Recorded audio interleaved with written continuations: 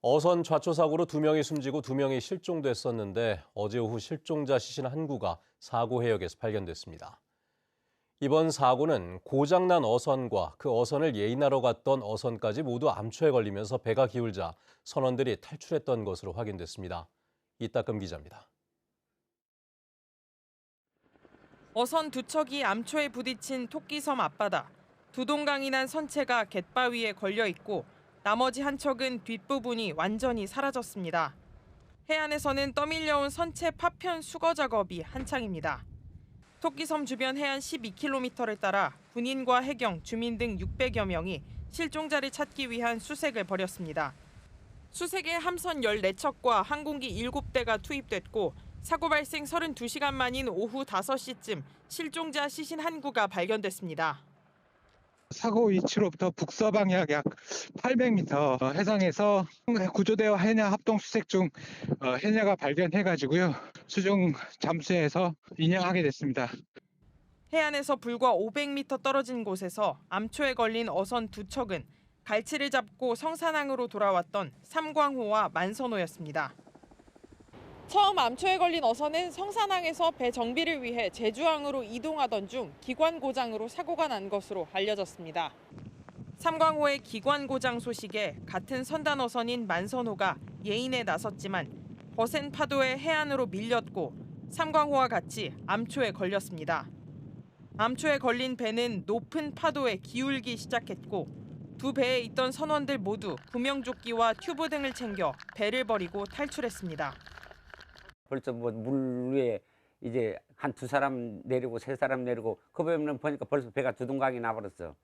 벌써 원래 있었던 암초에 올라가 있었으니까 그냥 파도 치니까 그냥 두 동강이 나. 새벽부터 제주도 앞바다에는 다시 풍랑특보가 내려질 예정이어서 실종자 수색에 난항이 예상되는 상황. 해경은 나머지 실종자 1명을 찾기 위한 수색 작업을 이어가는 한편 구조된 선원들을 상대로 사고 경위를 조사하고 있습니다. MBC 뉴스 이따금입니다. 울산은 봄의 시작을 알리는 탐라국 입춘굿이 내일까지 제주목 관아에서 열리고 있습니다. 어려운 이웃의 온정을 전하기 위해 지난 2달 동안 이어졌던 희망 2025 나눔 캠페인이 오늘 마무리됩니다. 이번 주 주요 일정을 송원일 기자가 전해드립니다. 봄 터졌소이다를 주제로 열리는 울산현 탐라국 입춘굿이 시작됐습니다. 첫날인 어제는 마을의 무사안녕을 기원하는 새봄맞이 마을 거리굿과 항아리를 깨뜨려 애군을 내보내는 사리살성 등 흥겨운 거리굿이 펼쳐졌습니다. 또 나무로 만든 소를 모시고 금줄을 친 뒤 고사를 지내는 낭쇠 코사도 마련됐습니다. 이틀째인 오늘은 열림굿 행사가 열려 입춘 성안 기행과 전통 줄타기 등 다양한 공연이 펼쳐집니다. 마지막 날인 내일은 입춘굿이 열리는데 영감놀이 보존회의 초감제와 제주 큰굿 보존회의 자청비 놀이에 이어 낭쇠몰이와 입춘굿 탈놀이 등이 마련됩니다. 어려운 이웃의 온정을 전하기 위해 지난 2달 동안 이어졌던 희망 2025 나눔 캠페인이 오늘 폐막합니다. 사회복지 공동모금회 제주도지회는 오늘 제주도청에서 폐막식을 열고 모금 결과를 발표하는데 이번 나눔 캠페인에서는 목표액 43억 2천만 원을 초과한 47억 4천여만 원을 모금했습니다. 제주의 에너지 혁신과 인재 양성을 위한 해법을 모색하는 그린에너지 글로벌 혁신 포럼이 오늘과 내일 이틀 동안 매종 글래드 호텔과 제주대학교에서 열립니다.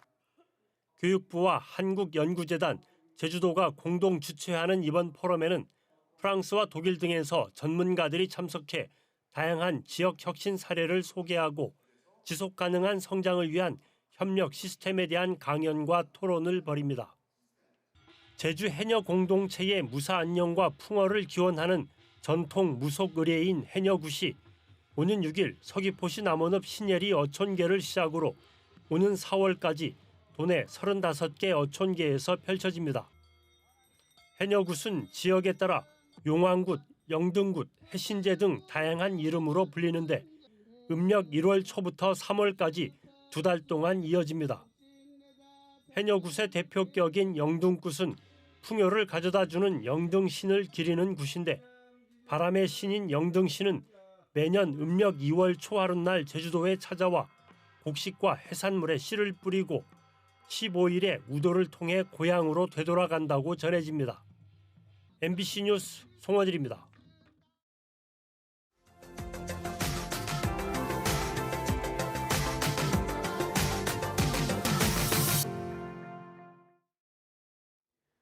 경주를 찾는 방문객이 3년 연속 4천만 명대를 기록하면서 관광업종의 매출액도 증가했습니다. 경주는 10월에 열릴 에이펙 정상회의를 계기로 외국인 관광객도 크게 늘어날 것으로 기대하고 있습니다. 김영일 기자입니다. 경주를 찾는 방문객 수가 코로나 팬데믹 이후 큰 폭의 회복세를 나타내고 있습니다. 한국관광데이터랩 조사 결과 경주의 연간 방문객 수는 2020년 3,500만 명에서 지난해 4,300만 명으로 증가했습니다. 경주 지역 관광 관련 업종의 매출액도 지난 2020년 1,761억에서 3년 만에 43%나 늘었습니다. 이제 분석 자료와 데이터를 다 종합했을 때 그 관광 분야의 회복이 다 이루어지고 앞으로 더 늘어날 것이라는 전망을 하고 그 결과에 따라서 저희도 좀 대응을 하고 있는 상황이고요. 주요 관광지별로 지난해 기준 동궁과 월지가 168만 명으로 가장 많았고 불국사 48만 명, 대농원 43만 명 순이었습니다. 외국인 방문객 수도 지난 1년 동안 117만 명, 외국인 소비 규모는 95억으로 지난 3년 사이 10배나 늘었습니다. 오는 10월 에이펙 정상회의 개최를 계기로 경주를 찾는 외국인 방문객은 두세 배 이상 증가할 것으로 기대하고 있습니다.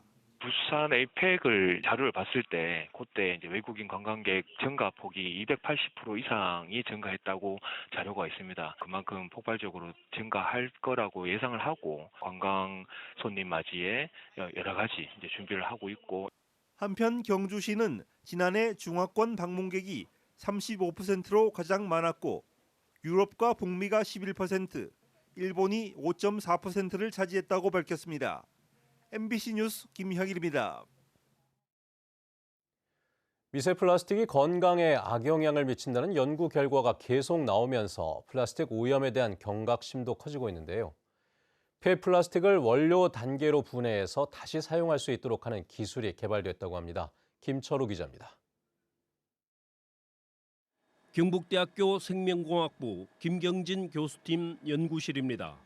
리액트 안에 조금 진한 색의 액체와 연한 색의 액체가 들어있습니다. 플라스틱을 분해하는 과정입니다.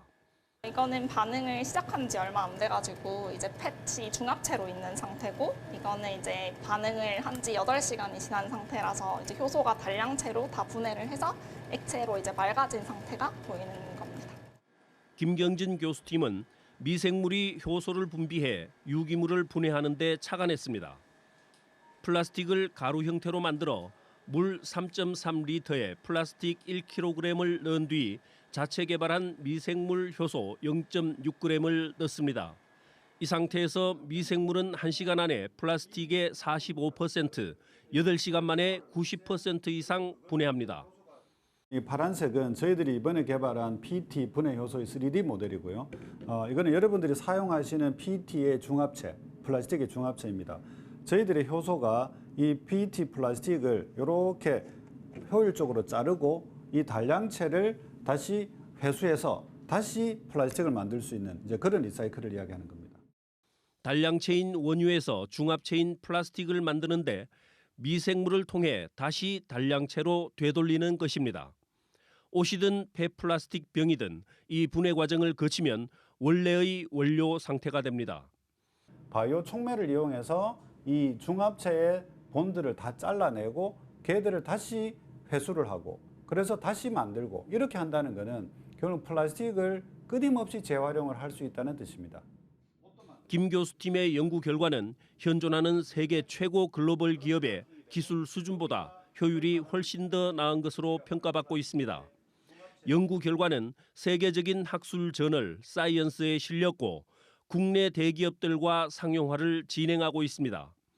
원료의 재탄생이라 할 만한 이번 연구가 실용화되면 친환경적인 자원의 재활용이 가능할 것으로 기대됩니다. MBC 뉴스 김철우입니다.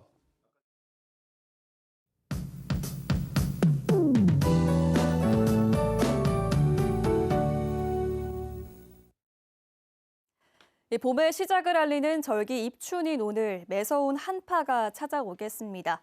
CCTV도 강하게 흔들리고 있는데요. 북쪽에서 강한 한기가 내려오고 있습니다. 점점 찬바람이 강하게 불면서 낮에는 더 추워지겠고 내일은 아침 기온이 영하권으로 떨어지면서 추위가 절정에 달하겠습니다. 옷차림 따뜻하게 하셔야겠습니다. 오전부터 찬바람이 더 강하게 불면서 남부 지역을 제외하고 강풍특보가 발효되겠고요. 눈비도 내리겠습니다. 제주 산지에는 대설주의보가 발효 중인 가운데 중산간 이상 지역에 많은 눈이 예상됩니다. 한기가 오래 머물면서 글피인 목요일까지 눈비가 길게 이어지겠습니다. 일단 모레 수요일까지 산지에는 최대 40cm의 폭설이 쏟아지겠고요. 중산간 지역은 5에서 15cm의 눈이 예상됩니다. 오늘 밤부터 해안 지역에도 눈이 내려 쌓이겠는데요. 5에서 10cm가 내리겠습니다. 당분간 눈비가 섞여 내리면서 길이 얼어 미끄럽겠습니다. 이번 주에는 교통안전에 각별히 유의하셔야겠습니다. 월요일 아침 현재 기온 보시면 북부 지역 7도, 남부 지역 6도, 산지 성판악은 0도 안팎으로 시작하고 있는데요.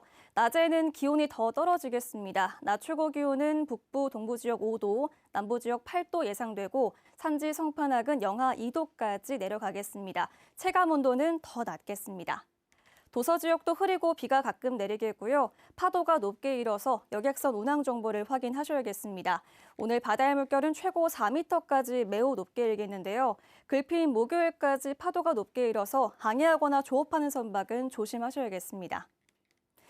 당분간 평년 기온을 밑돌면서 한파가 길게 이어지겠고요. 다가오는 주말에도 비가 오거나 눈이 내릴 것으로 예상됩니다. 날씨였습니다.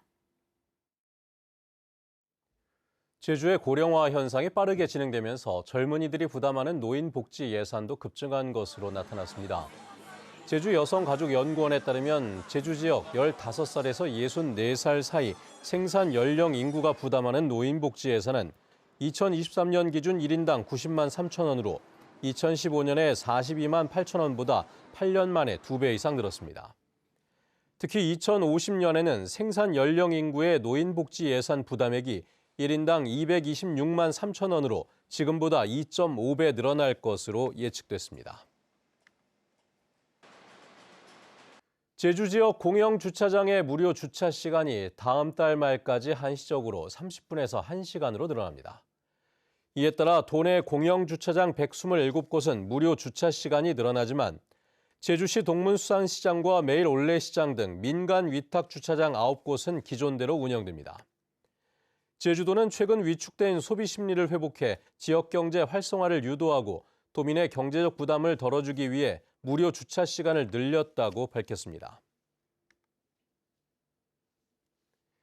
제주도가 올해 산림녹지 분야에 작년보다 2.2% 늘어난 예산 823억 원을 투자합니다.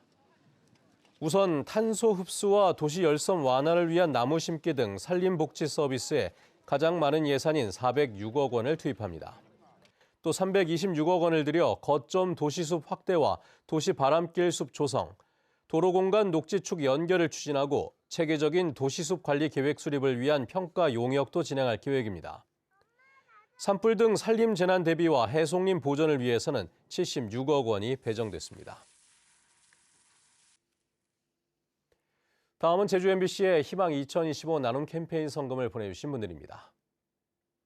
제주 마라톤 클럽 양승철 회장과 직원 1동이 30만 원, 한경두 씨가 25만 8,700원, 안덕면 사계리에서 신앙동 김갑석, 박선미 씨가 22만 원을 보내주셨습니다. 양경환 씨가 10만 원을, 김정민 씨가 6만 원, 박영희 씨가 5만 원을 보내주셨습니다. 성금을 보내주신 모든 분들께 감사의 말씀드립니다. 도내 최초의 클래식 전용 콘서트홀인 제주음악당 조성 사업이 본격적으로 시작됩니다. 제주시 오등봉 공원 민간 특례 사업을 추진하는 위파크 제주는 지난해까지 제주음악당 설계와 건축 허가 절차를 마무리하고 올해부터 공사에 들어가 2027년 말까지 완공할 계획입니다. 1,200석 규모의 전용 콘서트홀과 300석 규모의 다목적 공연장을 갖춘 제주음악당에는 사업비 760억 원이 투입되는데 세계적인 음향 설계 전문 업체인 나가타 어쿠스틱이 음향 컨설팅을 맡고 있습니다.